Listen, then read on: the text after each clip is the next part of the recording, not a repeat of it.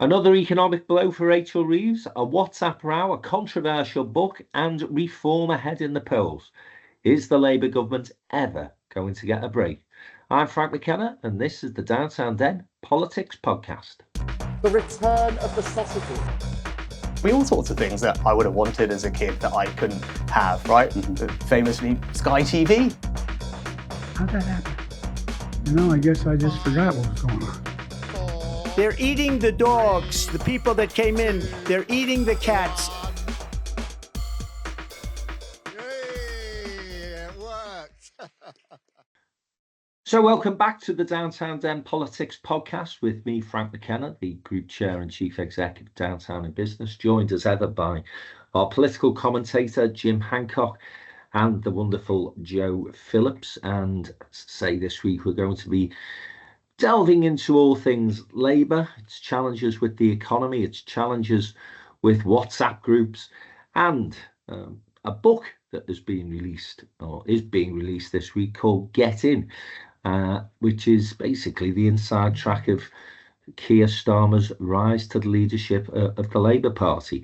We'll also be looking at what is happening tragically in the Middle East and some of the things that the Trumpster has been up to this week. It's, I think, third week of his presidency and already feels like 99 years. But let's start at home and with the Labour Party, and that's news on the economy last week. The Bank of England have reduced interest rates, which will be welcomed by mortgage owners and people who've got loans for all sorts of things. But of course, at the same time, the governor of the Bank of England said that they were projecting a much lower growth rate than had first been anticipated for UK PLC, and unusually placed the blame, partly at least, on the budget last year, and said that the national insurance increase, that had been imposed by Rachel Reeves was going to have an adverse effect on the UK economy. So not the best of weeks for Rachel Reeves. She's had a few bad ones, Jim, and I wonder how you found that news and whether or not you felt the governor of the Bank of England went perhaps a tad too far into the political spectrum. He's not usually a man who goes there, is he?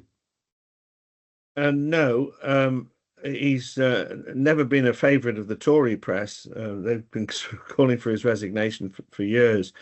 But I mean, we can discuss whether it was wise for him to enter the political sphere, but I think the analysis is probably fair. I mean, once you've been in office and you've done a budget, and we've had the effects of that now for 2 or 3 months, I think it is fair to point not exclusively to the budget for doing the damage, because the inherited damage from the mismanagement by the Conservatives is the underlying problem we're trying to deal with.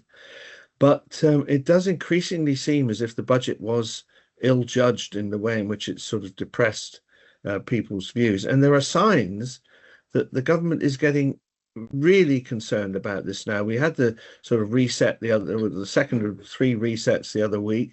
But I understand there was a 6-hour meeting at Chequers at the weekend with Rachel Reeves, and where they were thrashing around how they can try and pull some more triggers on the question of growth. Obviously, the world situation is not helping them. This volatility is causing great uncertainty.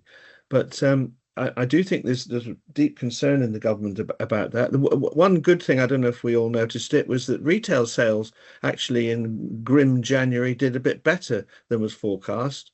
2.5% increase, I think, on that, which is quite interesting, that people have got some more money in their pockets. But I was in Westminster yesterday, and the farmers were there once again, so they're keeping up their particular part of the pressure. But no, I do see real sense of concern that as we've discussed before, a lot of these things are long-term decisions, will improve the economy. But I just sense that Rachel Reeves and Keir Starmer are looking for anything they could do in the short term to try and relieve the general gloom that the Bank of England governor has identified. I think there's a couple of problems that really accompanied Rachel Reeves' budget, one of which was the narrative that they basically put out there, which was very doom and gloom, wasn't it? And I think that did depress all of us, but it depressed business and stopped investment into the economy. And I think then you've got that national insurance increase, which has impacted negatively on business. And you will see over the next few weeks, I think, announcements of redundancies and businesses closing. And even if the budget isn't responsible for all of that, the blame will be placed there because that's what happens. It's just a fact of life. The criticism I'd make of the Bank of England, not so much the governor making the statement he did in terms of pinpointing that national insurance increase as an issue which will slow growth, but the fact that they've not reduced interest rates more. So 0.25%, okay, it's welcome, but actually in the situation we find ourselves, 0.5%, I think, would have been far more welcomed. And actually, if you're looking at how we're performing, that is something that could have potentially given the economy a bit of a boost. And it's this tentative way in which they cut interest rates in this country compared to Europe, the States and elsewhere, that is frustrating many Labour MPs, I know, and in the past frustrated Conservatives too. So this independence for the Bank of England might sound all very good, but if they're not doing what you need them to do in terms of pulling the levers politically, then it doesn't help. I think the other point I'd make, Joe, before I bring you into the conversation, is the easy thing for them to do surely is get a trade deal with Europe. And Keir Starmer went across to meet all the EU leaders last week, the first British Prime Minister to do so since Brexit, but came back basically empty-handed and not seemingly, at least, moving on any of those big issues where he needs to move, is he to get that trade deal that would increase our GDP significantly. Yeah, I know. And you just think, for God's sake, what are you doing? You're courting China, you're tiptoeing around Trump. It is there on our doorstep. Get something cracking, get something going. I mean, it's interesting what you say about interest rates, and apparently, unusually, there were two of the members of the Bank of England board who wanted to cut further, to cut by another 0.25%, which would have made a difference. But I think the really bad thing that Rachel Reeves has clearly misjudged is this hike in national insurance on employers. And it's really, really holding people back on recruitment, expansion, and the future. And we are seeing redundancies. We're not anywhere near as it was 20, 30 years ago, but you are beginning to see shops closing, restaurants, hospitality very badly hit. Construction industry, you're going to build all these houses. Well, with whom? Who's going to do that? You can see it beginning to contract. And of course, that has a huge impact on every single town, every village, every city, and every other industry. So, she's got herself into a state where she says, I'm going to be an Iron Chancellor. Well, sometimes even iron has to give a little bit, and she's made a mistake. She's clearly not listening, and she's not, I think, hadn't prepared herself for the devastating effect, thinking that it would only really have an impact on big employers who could swallow it. But, it's not. It's affecting the small shops like hairdressers and pubs and places. So, it's very difficult to see a way out of it. But you're absolutely right, Frank. The EU is sitting there 22 miles from where I'm sitting right now. Get on with it. Yeah, I'm really pissed off, actually, at Labour's lack of boldness on the question of a new deal with the European Union, because actually, once that deal is done, and of all people, George Osborne made this point superbly in podcast he does with Ed Balls this week, you basically see a growth in your economy. You see businesses saying, thank goodness we've actually got some common sense and pragmatism into the European debate. And are the Tories really going to go into the next election saying they're going to overturn that, when it will boost the economic performance of the UK? And again, I'd say to people, that if you remember back to the referendum, we were told that the easiest deal in the world to do was going to be with our European partners. So why we haven't got onto the page of this wasn't what was promised. All you Brexiteers out there, there's no betrayal. We're actually delivering what you were told was going to be delivered, which was a much closer trade deal with the EU. And this idea as well, that you can somehow rely on this schizophrenic in the White House to do some sort of deal with the US, is for the birds, I'm afraid. Even if he signed a piece of paper tomorrow, you don't know what his thoughts are going to be at the weekend if you decide to say something that he doesn't like. So my view, and as I say, I'm frustrated that we're here 7 months into a Labour government as we're still having this conversation. Get on and get that deal done with the European Union. Jim, I know you're a big Europhile. You must be as frustrated as I am, but equally, I know that you're probably a little bit more sympathetic towards the government in terms of its approach to this question. Yes, I just wonder whether we don't know what Keir Starmer actually said in private, and we don't know what response he got. I wonder whether it's because of the uncertainty about the German chancellorship. You know, these elections that are coming up, I think in late February, where we do expect a change of chancellor to a centre-right chancellor, Mr. Metz, and whether our European friends have said to us, look, you know, that's quite a major country that's going to change its leadership, and we need to find out what the new German government thinks about things. I don't know whether that is something that's holding it up on the other side. But you also mentioned something really important as far as our European colleagues are going to be concerned, is they are going to be watching what the Conservatives say. This is absolutely fascinating politics. I think you're right. I don't think Kemi Badenoch will dare to immediately say, oh, whatever is decided, I'm going to repudiate it at the next general election, because she'd need to see how efficacious it was. But on the other hand, our European colleagues are not going to go through a lot of negotiation if there's a prospect of it all being torn up again. Can I just make two other sort of economic points that occurred to me? I wonder, Frank, whether the bank has been cautious because of one's hearing rumours of growing inflation again, and that's why they only did a 0.25%. I don't know whether that's a factor. And just one other thing, I've been talking about the sort of element of desperation that's beginning to come in. What do we make of this decision to waive the need for English and maths in order to encourage more apprenticeships? Some employers have said they need that to get the apprentices on board. But I mean, we're talking about basic skills in English and maths. Do employers really want to take on youngsters who haven't even passed the first level of exams on that? Well, I think that listen, as somebody who's hasn't got a maths O-level CSE or anything else, I'm hopeless at maths. And you could have put me through a course for 10 years and I'd have still been hopeless at maths because I hate numbers and it bored me stiff. My attention span in a maths lesson was about 5 minutes. So I think that I take the point to an extent, Jim, but actually, you know, there's a lot of kids out there who academically might not be suited to doing a great essay or be good at spelling, and it doesn't get any better with all this predictive text now that they get on the phones and so on. Equally not great with numbers, who could still bloody build you a decent wall.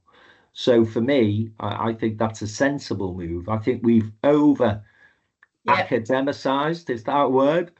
It is now. It is now. the way in which we judge young people. I've said it for a long, long time. You know that I was against this huge push to get everybody to university in the way that we did. I think it's great to give those opportunities for people to go into further education and university. But I completely agree. Some of the most successful entrepreneurs I know haven't got maths, haven't got English qualifications. No. And it's a pointless exam. I mean, I speak, you know, my granddaughter, she didn't get her English and maths at school. She had a terrible time at school. She's a brilliant chef. She's been at catering college, but she must have taken it 4 times, the functional skills. And it causes so much stress. She reads, she can write, you know, she's perfectly good. She can't measure out the flour for a cake. Well, of course she can, but she can't do exams. And why should she need to do an exam on something when you can see that somebody is, bright, intelligent, willing to learn and capable. It's absolutely ridiculous. And also it's a con, because the agencies, because they are all agencies that put these kids through the courses, it's all online, somebody's paying them. You'd be better off those kids were working as an apprentice and learning on the job. Absolutely. Yeah, I think that there is an academic snobbery amongst some of our population, of which Jim is a part, I'm afraid. So there you go. And, I understand why people would want their children to get good qualifications in English, maths, and all the core subjects. And, I'm likewise with my kids. But this idea that unless you've got English and maths, you can't go and be a construction worker, or, as you rightly say, Joe, a brilliant chef, or indeed a fantastic entrepreneur. And I say, I'm not suggesting I'm a fantastic entrepreneur, but I've run a pretty good business for 21 years and I haven't got a maths qualification to my name, Jim. So yeah, I don't think all I would just say is that I mean, maths is not a popular subject, and people sort of do it because of its importance in terms of getting jobs up to now. I just fear that even less people are going to study maths, and I think we would all agree that desirably people should have English and maths at a basic level, but it obviously I respect what you two say, that it shouldn't be a bar on people, but I just think it's going to be important, isn't it? Because communication, whatever job you're doing, it is crucially important. But in terms of being able to articulate an argument or have a conversation or pick the phone up and make a sale, those are all skills that you can take into the workplace. But if I want to find out how you divide 108 into 34, I just pick one of these things up, Jim, go onto the calculator and do it. And there's no kid on the planet who isn't capable of doing that. Now, if you want to do something where maths is integral to the job, then yeah, absolutely. Go and study maths for 6, 7, 8 years, however long you need it. But if all you want to be is a spark, earn loads and loads of dough, by the way, because at the moment we're short of electricians in this country, and you can charge whatever you want to charge if you want to go and earn yourself a few bob, then go and do that instead. It's a much better use of your time than sitting there and learning fucking algebra. And also you learn from the people you work with. If you work as an apprentice and you've got an old boy with a stubby pencil behind his ear working out how many bits of 2x4 you need to put in that bit there, or how many bits of piping you need, you'll learn far more from doing it like that than you ever did from sitting in an exam that is meaningless. Because as we all know, once you've got through that first hurdle, nobody ever asks you what exam results you've got. And by the way, the first few jobs I went to, Joe, as far as my applications were concerned, I did have maths exams. So there you go. There's a world exclusive. There's a world that Frank McKenna lied on his early applications for jobs. And you could be Chancellor of the Exchequer. You lied on your CV. and my first job, ironically, was numbers. It was a welfare rights advisor. It was looking at what people were getting from the benefit system, and I could very easily do addition and subtraction. That wasn't a problem at all, and I could do division as well, and that's all I needed. But as far as my employer was concerned, I had a maths O level, grade C. Frank from accounts. That's how he'd be known as now. Yeah, Frank from accounts. I'll tell you what, I'm not the only person to have done that, I'm sure.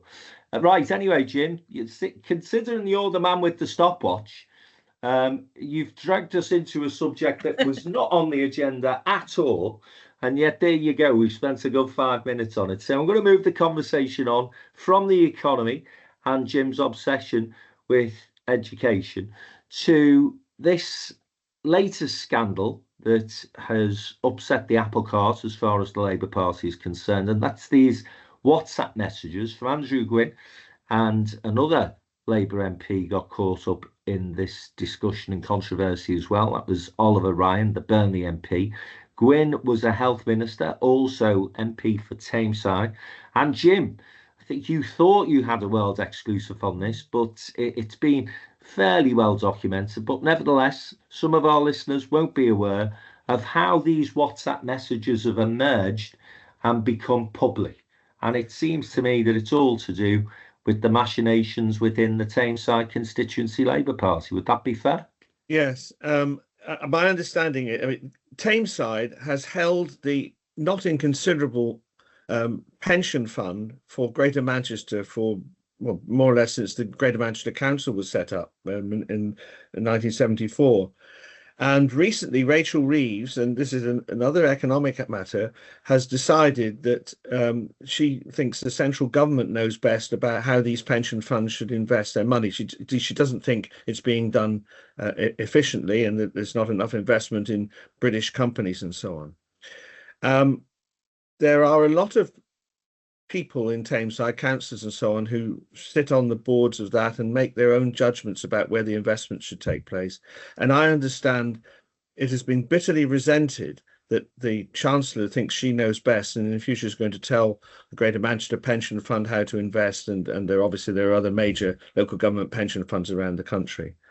Andrew Gwynn was asked to support the campaign for sort of Tameside independence, declined to do so, and it got very toxic, as I understand it, and many of his enemies have decided on this drastic action. But that, in a sense, that's the background to this. The fact of the matter is, and in the nature of full transparency, I know Andrew Gwynn reasonably well, but I'm afraid I'm shocked and appalled by what's been going on. I mean, the foolishness of committing these sort of comments to social media, which can be trawled up later on, is beyond comprehension now, even though it does go back some years. But it's also the sentiments. It brings back all the stuff about anti-Semitism. I mean, and it's so damaging to a party that maintains in public that it's committed to gay rights, to anti-racism, to anti-Semitism. And yet you've got people who Keir Starmer felt was worthy of ministerial office, trading these vile sentiments. I think it's it sort of undermines the whole party, because people are going to say, well, who else is saying in public, how all about Labour values, and then privately sniggering in the background about these things. So I think, along with the general political context that we've already discussed today, things ain't looking great for Labour 7 or 8 months in. I'm not sure it has that much of a damaging effect on the government and the Labour Party, Jim. I think it was handled quickly. I think both of the MPs involved have been suspended, rightly so. The messages, as you say, very distasteful. But they're not the first MPs to get caught sending WhatsApp messages that were distasteful. In fact, there were a barrage of WhatsApp messages that were revealed through this COVID inquiry from senior ministers within the last government. And I don't think it had a lasting effect in terms of the reputation of the Conservatives. It's more to do with whether you can get the economy moving and whether people feel better off. That's going to be the test that Labour are judged by. I take your point, though. It's not good, because it just gives that continued sense that Keir Starmer and the leadership haven't got a grip of events, and something appears to be happening almost on a weekly basis that throws them off track. So they're trying to get a message out there. They're trying to reset, as you said earlier. I think we're on reset number 3 now. And yet these stories emerge. And of course, people enjoy tittle tattle. The Westminster bubble loves it. The press love it. People out there probably not as concerned, to be fair. But in addition to the pension controversy, I think the other thing that's emerged, certainly in the messages I've received from Labour Party members over the weekend, is that both Oliver Ryan and Andrew Gwynn were involved in this Labour to Win group, who apparently took great delight in trawling through the Twitter feeds and social media feeds of parliamentary candidates or potential parliamentary candidates. So the irony that they've now been done in because of their own stupidity on a social media channel. But that Labour to Win lot, then you've got the Blue Labour lot kicking off with Lord Grossman, I wanted to say, but I'm not sure whether that's right. Is it Grossman? No, Glassman. No, Glassman. Glassman. Freudian slip maybe, with this Blue Labour gang, and then the book that we're going to talk about in a moment, Get In, with some of the revelations that come out of that. All of this is starting to feel like the opposite of what we were promised, which was less chaos, less drama, a government that's just getting on with the job. And Joe, let's get your thoughts firstly on the WhatsApp messages, but then talk me through your thinking of a poll that was released this week, where your mate Nigel's party, Reform, are 1 point ahead of Labour and a good few points ahead of the Conservative Party, because I think all of these things are starting to feed into a belief within the British electorate, perhaps, well, they're all the same, so we may as well try something different. Yeah, the WhatsApp group, well, how effing stupid can you be? I think the problem is that it was reported to Labour officials over a year ago. Now, that in itself should have triggered and should have gone further up the chain so that somebody said, hang on a minute, is this just somebody being nasty? Let's have a look. Let's see what's going on. Nobody did, apparently. Now, this may be a very localised vendetta, as Jim has slightly outlined. But, you know, the basic rule is don't say something that you wouldn't say out loud on a train, on a bus, or in a pub. And nobody would say any of these things. They're disgusting, they're offensive, and it just plays into exactly as you said, Frank, they're all the same. They're all corrupt, they're useless. The bigger problem, I think, which is not these half-wits doing this, and if I hear one person say, oh, it's just a bit of banter, frankly, I would quite like to go out and thump them in the face, because it's not banter, it's offensive, and they know it is, and they wouldn't say it out loud. So I think, you know, the problem is that you've got Keir Starmer, Rachel Reeves, Yvette Cooper, David Lammy, all the rest of them trying to hold and steady this ship, which is taking on water, heading for the rocks, and the passengers are going, do you know what, I'm going to get in that lifeboat because I'd rather do that. And the lifeboat at the moment is being steered by Nigel Farage, is how the perception is. Now, they're doing well in the polls. That's fine. We know the polls this far out from an election don't mean anything. And we also know that without Nigel Farage, Reform wouldn't have the same profile that it does. I think there are several things here. One is that the disproportionate amount of media coverage they get, Reform, without a proportionate drilling into what their policies are and what they believe. They're there as a comment on everything. Nigel Farage says this, where's Ed Davey? You know, where's anybody else? So the media, I think, need to be tougher. I think people need to stop talking about the threat from Reform and actually recognise that they are now an established political party which has attracted many members. You know, rightly or wrongly, other parties have failed them, and Reform is appealing to many, many people. So they need to be taken seriously. So I think instead of talking about them as a threat, what you need to do is analyse them much more. Don't try and shout as loudly as they do on the things that they're shouting about. Recognise the reason why people have gone to Reform.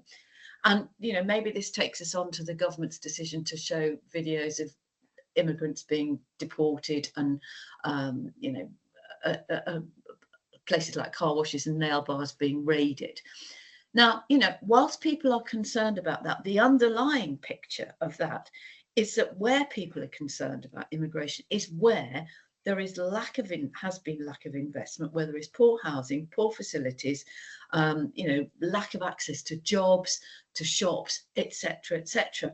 And a smart and sensible government might, if you wound the clock back 6 months, think, you know, bugger getting the finances in shape. We're going to borrow and we're going to just plough money into places to rebuild public services. And then we will begin to see people feel better. Now, I mean, that's a big ask, and no government would, in their right minds, would do that. But I think you've got to take Reform seriously, but we've got to be challenging them on where are their policies. You can say what you like if nobody challenges you. And I think the media are terribly remiss in the way they just fawn at Nigel Farage's feet. Yeah, I think if Reform continue to perform as they are in the polls and do start to be seen as a serious political opposition party, then perhaps there will be more scrutiny in terms of their policies. In terms of the way the government's handled the news on deportations, well, I hate to say it, Joe, but I think it's absolutely necessary, because you can put a press release out. Yvette Cooper can say from the Home Office, we've deported more people than in the last 7 months than were deported in the previous 24. Nobody's reading it. And those videos do have an impact, and people want to see that. And it's the point that Jim's made often on this podcast. People are concerned about immigration. And I think that those videos are not something I particularly want to see, but are the sort of thing that gets the messaging out, Jim, in terms of we've got a government being tough on immigrants. And that's what people want to see, isn't it? They want to see evidence that is happening. Yes, and there is no doubt that both the Conservative and Labour parties are concerned about reform. There's a recent poll shows that Reform are doing particularly well in those sort of red wall seats with a particular Labour voter. I mean, it is pretty unprecedented, I think, for three parties to be on about 25%. That is quite unusual. There was speculation in the papers again this weekend that actually the Reform and the Conservatives will come together, not under the leadership of Nigel Farage, but of one Boris Johnson. And whilst this is all speculative and so on, you can sort of see the potency that could have if those two parties could come together. Just one last thing, the way the awful Trump thing's unfolding in America and the way the American voters react to it, I have a horrible feeling that if this sort of reform momentum gets going, and Joe on GB News and hopefully commentators on other channels start to question Farage, because you're quite right, he has never questioned on what his policies are on health, local government, tax, schools. What are his policies on this?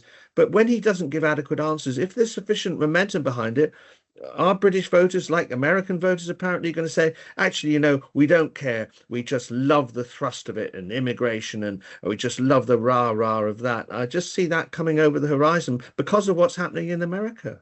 Well, can I just say, just very quickly, Reform took 3 seats from Labour in local council by-elections here last week.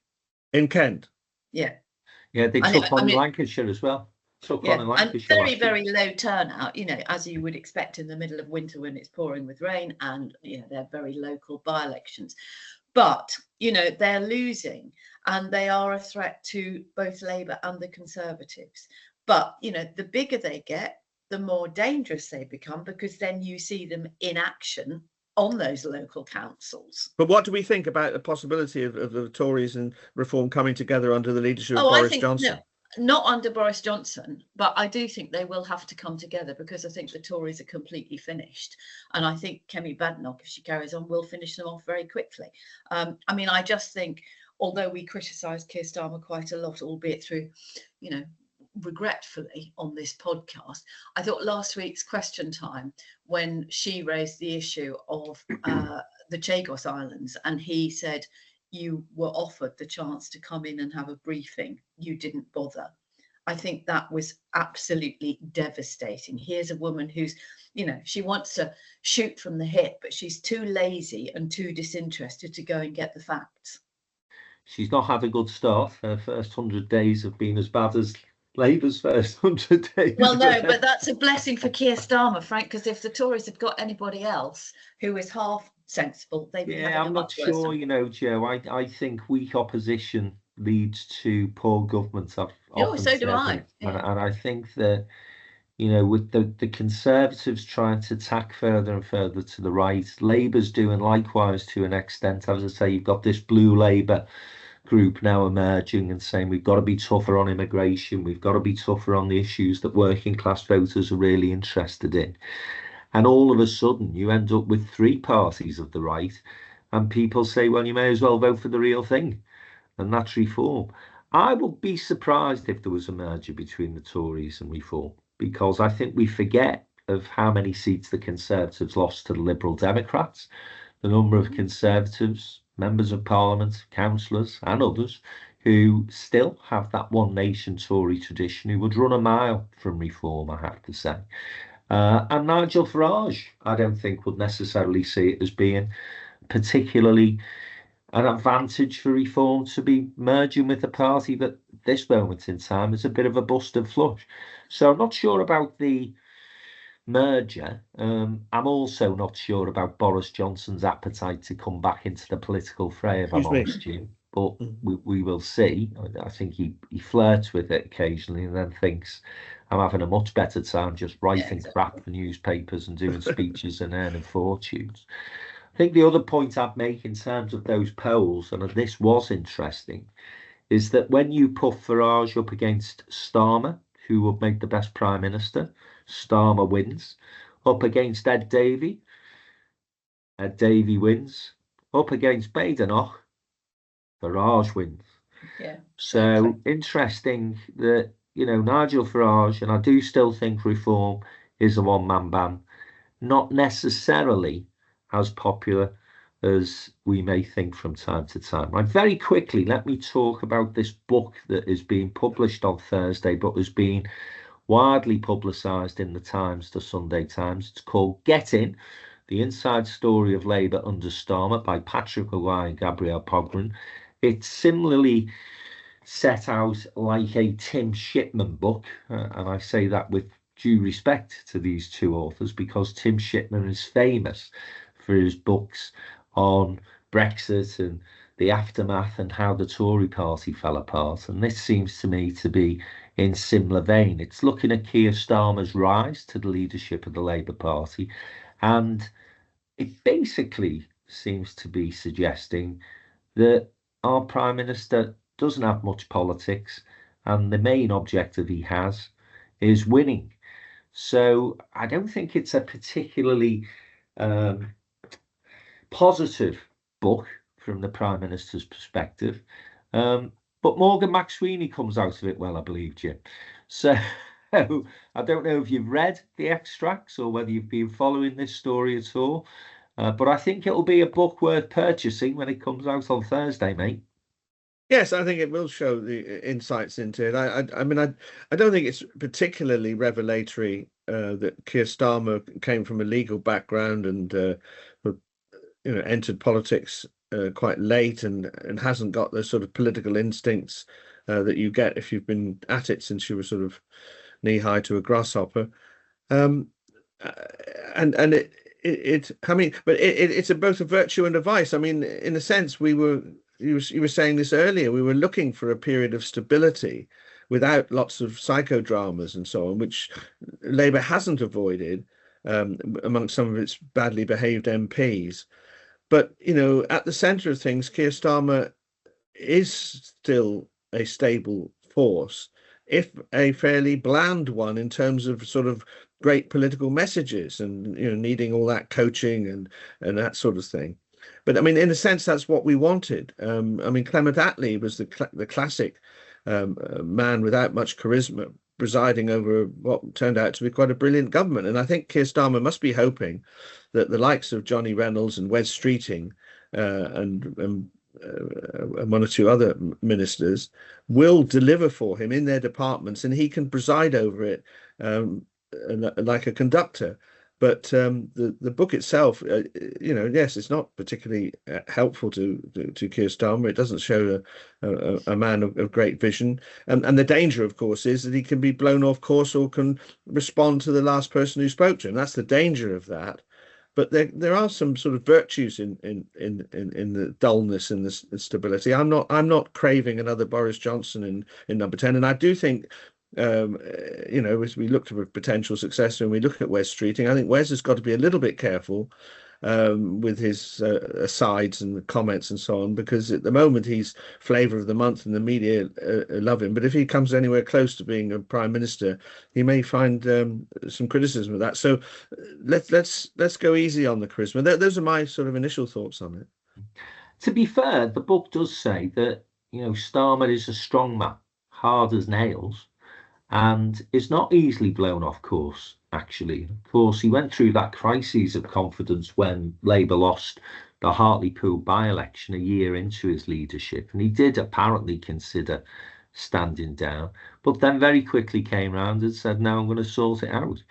That I think, in terms of revelations in the book, and again, is this particularly revelationary? Wes Streeting and Rachel Reeves had sort of been tipped as potentially fighting out the battle for the leadership had Keir Starmer had to have stood down on the back of the Durham controversy. Do you remember when he had a pint or something? Yeah, Currygate, something like that. So but again, is anybody surprised that there are rising stars within the Labour Party who've got their eye on the leadership one day? It's just politics, that, isn't it? Nonetheless, Morgan McSweeney, his fingerprints are all over the Keir Starmer project. And what does emerge from the book, and again, I think this is something we suspected at the time, is that the appointment of Sue Gray to that position, the political advisor and chief of staff to Keir Starmer, was seen even before they entered number 10 as a mistake. And I do think that the government is continuing to suffer from the aftermath, that hangover, the Sue Gray days. She didn't have a grip on the government, its messaging. She wasn't a political figure. She was a civil servant. And so that mistake, as I say, was flagged apparently by Morgan McSweeney and others. I wonder whether Keir Starmer thinks he should have bent as far as that particular decision was concerned, Jo. Well, I think that's absolutely right. And I think the problem is that, in the end, it was Keir Starmer who took that decision, maybe against the advice of people like Morgan McSweeney and the misgivings of other people. It was Keir Starmer who took the decision to make Lord Hermer his close personal friend, the Attorney General, instead of Emily Thornberry, who done that role in shadow, on the shadow front bench for many, many years. And he is now becoming a figure where those who are frustrated at the speed with which the government is carrying out any reforms are saying Lord Hermer is a blocker, not least of all his fellow peer, Lord Glassman, who says, he's progressive, he's too cautious, and we need to get things done. And I think one of the interesting things in the book is the fact that Blue Labour, which Glassman heads up, if you like, are very said to be close and in close relationship with Morgan McSweeney. And their whole thing is about, the disaffected, disappointed working class voters. And I think, there are interesting, it's a book for political nerds. It's not going to be a well, it might be a whodunit in the end, but it's who might do it. But it is a book for political nerds, and it is, like all of these political books, as we know, based on an awful lot of background material where you can't reveal your sources, but most of us can guess where some of the fingerprints aren't too wiped clean. But I think it shows that although Starmer is tough, and there's no doubt about that, he can be ruthless. He is perhaps more loyal to his friends, and one wonders whether he's got people around him in his political sphere who actually like him. They might respect him, but do they like him? And I think that is quite a problem, because you need to have people who aren't just going out and doing the broadcasting rounds and defending your decisions. You need to have people who go, no, he's right, and really mean it. The one thing I would say, and I wrote about this in a blog, I think last year, that I think very, very clever, very, very soft power, and directly from the monarch himself, the fact that the King chose to go on walkabout yesterday with Starmer and Angela Rayner in one of the Duchy of Cornwall's developments in Cornwall, I think sends a very, very big message that, the king, obviously he can't vote, but he's been seen on many occasions with the Prime Minister. And I think that is a significant and probably much unnoticed little vignette. It's an interesting point. I wonder whether Angela Rayner called Prince Andrew a nonce whilst they were in their conversations about the future of the royal family. Prince Charles was like the king was laughing a lot, so perhaps she did. Yes.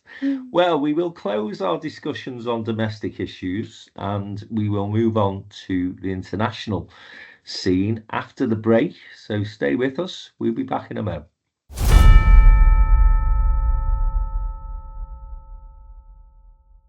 Welcome back to the second part of this week's Downtown Den political podcast with me, Frank McKenna, joined as ever by Jim Hancock and Joe Phillips. It's been another depressing week as far as the conflict in the Middle East is concerned. Donald Trump has decided he wants to turn Gaza into Blackpool-on-Sea and turn it into basically a real estate opportunity for him and his mates. Meanwhile, Palestinians who are trying to rebuild their lives after the devastating impact of a year-long conflict are scratching their heads, wondering what the hell is going on. And now Hamas have announced that they are not going to stick to the ceasefire that's been agreed and are refusing potentially to release further hostages at the weekend. So, Joe, you know more about the Middle East than I do. Is it as depressing as I seem to think it is? Worse, I think, Frank. I think it's absolutely dreadful. It's no surprise that Donald Trump wants to seize Gaza and turn it into Mar-a-Lago on the Mediterranean. His son-in-law Jared Kushner was out there a year ago making I believe there were even leaflets and brochures about CGIs of what it could look like. What's surprising is that Trump didn't waste very long before coming out with that, and of course he hosted Netanyahu at the White House last week. He's got the King of Jordan there today, which I think will be a difficult meeting, because not only has Trump said he wants to take over that land, he wants to expel the Palestinian people, who would then have no right to go back to their homeland. And he's begging Egypt and Jordan to take them in. They are both already really taken more than their fair share of refugees over the years. They can't take any more, and they've said so. And so now Trump is saying, well, I'm going to cut off American aid. So what we have is a president who, as everyone says, sees everything as transactional, has got no natural empathy, sees parts of land as territory, not homes, not homeland, nothing to do with the connection. And I think this is a very significant warning to any possible deal that he might think he can cook up with Putin over Ukraine. Because if he thinks he can just get rid of an entire nation of people, the Palestinians, to suit his own whims, well, he might decide he wants to do something in Crimea or the Donbass. I think it's very dangerous. I think he is creating enemies of America across the Arab world. And I think it's very difficult to see how you come out of this. I mean, there are tens of thousands of people who have been killed, mostly Palestinians, mostly women and children. Netanyahu's hanging on by his fingernails, with an increasingly sort of right-wing group of people propping him up. But people in Israel were unhappy before the Hamas raid on October the 7th. And it's very difficult to see how this can end apart from in more bloodshed. The only way I could see it ending is if the wealthy Arab states went in and said, no, we will rebuild Gaza and it is for the Palestinian people. Money to money, because I think that's the only way Trump understands anything.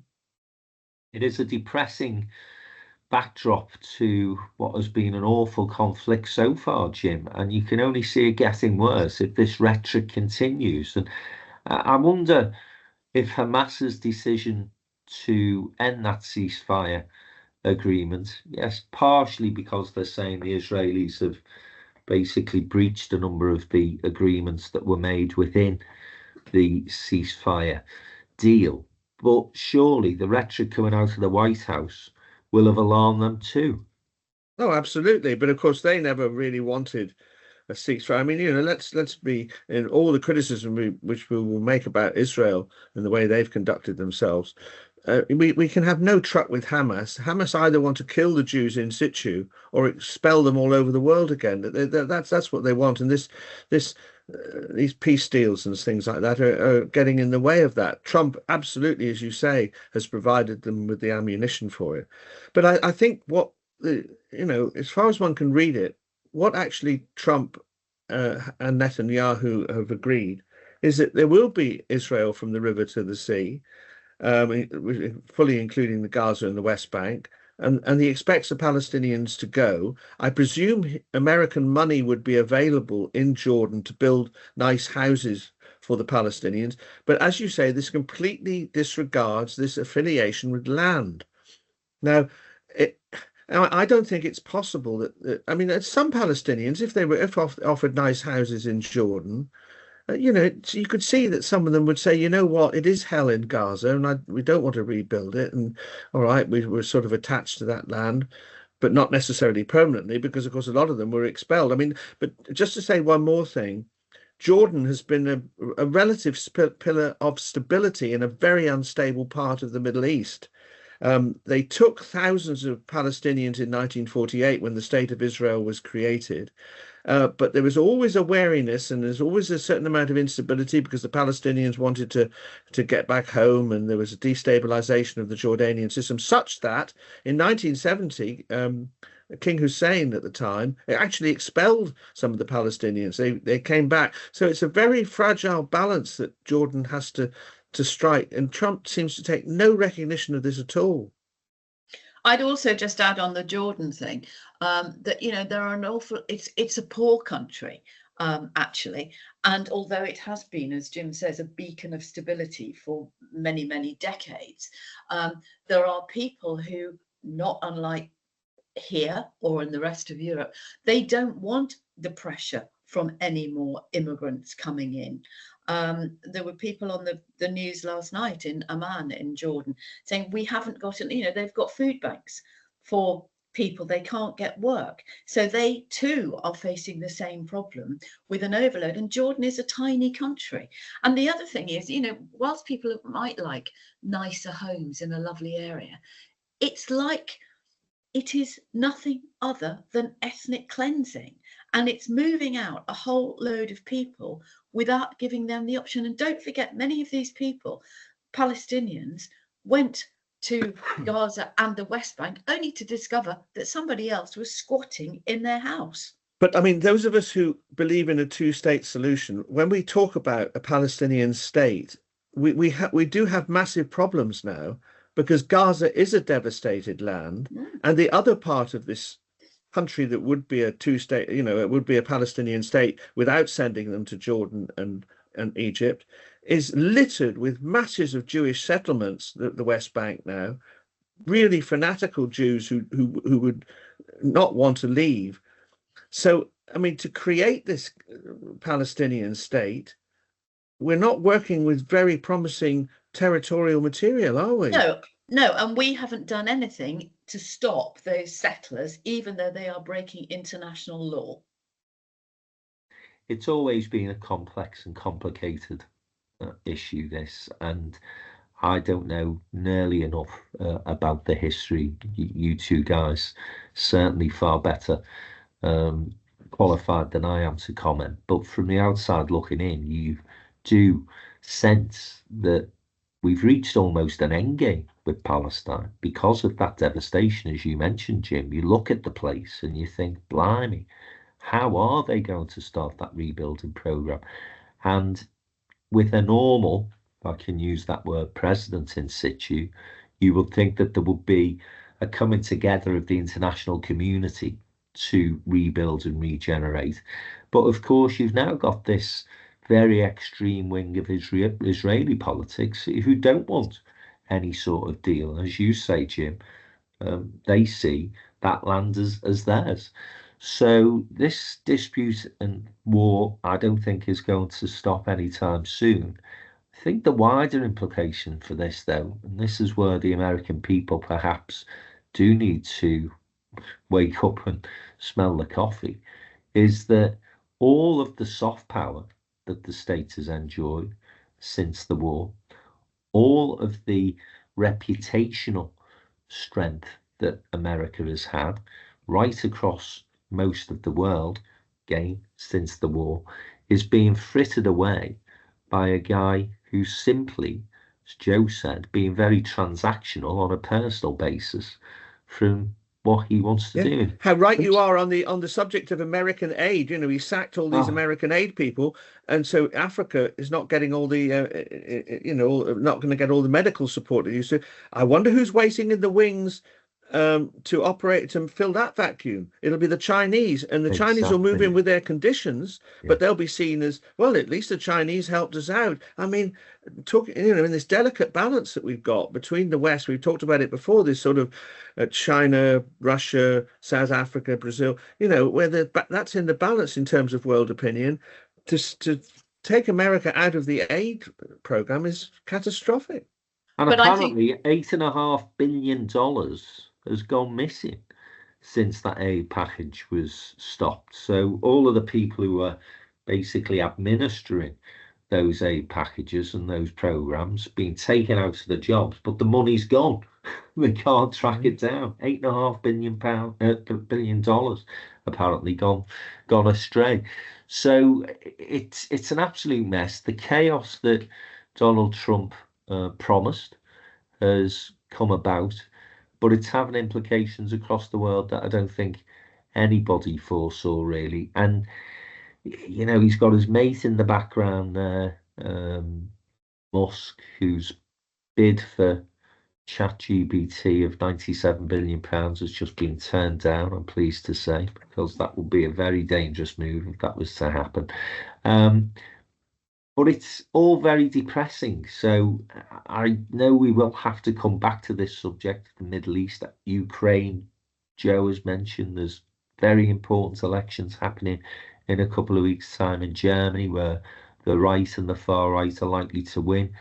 You've also got an Australian election this year, and again, the right-wing populists seem to be on the march there. I do not want to end on a negative note, because I know our listeners want to go away fleet of foot with a spring in their step. And so I'm going to get the ball out. I'm going to say, Mr. Hancock, many congratulations on that incredible, amazing victory at the weekend. Plymouth Argyle 1, Liverpool 0. I guess that you were even more pleased than I was at that result. Yeah, I mean, quite incredible. I mean, I like, for various reasons, both Liverpool teams, and but I do think that making 10 changes was a little bit disrespectful to Argyle, and they paid the price for it. I mean, not even having Salah and Van Dijk on the bench to deal with the situation.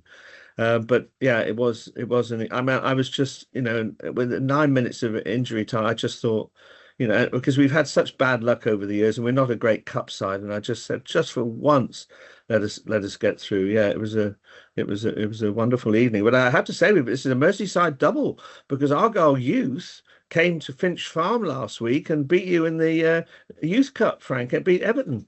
So it's been an incredible week. And I mean, what a season! Everybody beats Everton, Jim. What a season, where dear old Wayne Rooney left us in absolute dire straits. The morale was on the floor. It just shows you the wonderful roller coaster of football, But people have been very gracious. I got messages from a lot of Liverpool fans that were being very gracious to us. And so on we go to Manchester City. And I bet you Pep Guardiola doesn't field a reserve side. No, well, that's an easy one, City. I'm sure you'll be heading to the quarterfinals and beyond, Jim. So up the Argyle.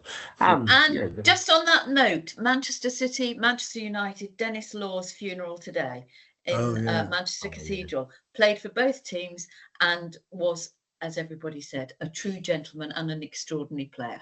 Yeah, an absolute legend of the game. And met Dennis Law a couple of times. Don't know whether you ever come across him, Jim.